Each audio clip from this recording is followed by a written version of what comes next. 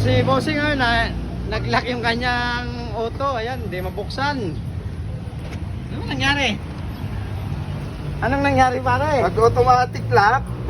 Alang yan talaga. Walang nakaiwan na bukas na salamin. Dali. Nag-lock.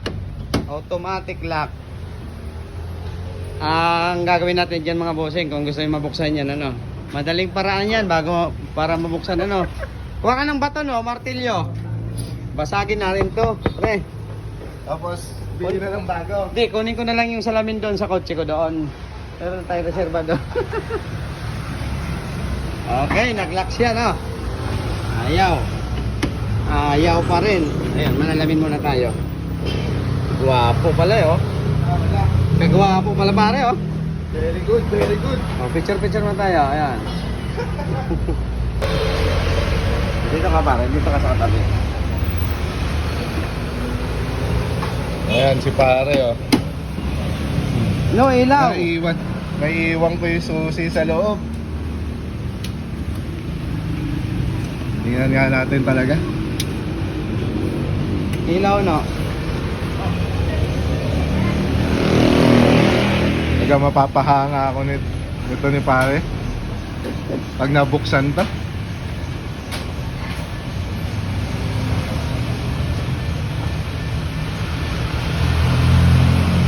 Abangan natin.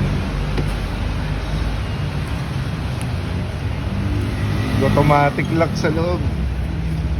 Naiiwan yung susi. I-off mo. Pag minalas-malas ka nga naman talaga, oh. Ayan, ayan. Natin. Angat na yan, angat na. Ito, nakita nyo alambre, Oo. nakita mo. Ayan. Ayan, pakita mo na. Ayan. Dito ka na, dito ka. Galing! Ay, nabuksan talaga. Alam mo, recommended talaga tong mekaniko natin na kumpare, eh. Okay na. Nabuksan na. Bumili pa po ng alambre. Wala pa naman barla, hindi naman ko muna yung kailangan. Oh, bumili pa ng alambre, eh. Nakuha na yung susi. Ayun, no. Talaga naman. Balik na natin. Wala po itong 500 kasi walang paresa, 40 lang to.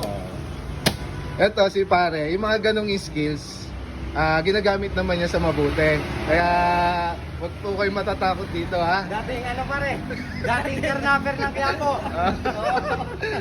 Pero ngayon ginagamit na nito sa mabuti. Nagpabili na ako ng alambre, oh. Oh. Tatalian ko na sana, oh.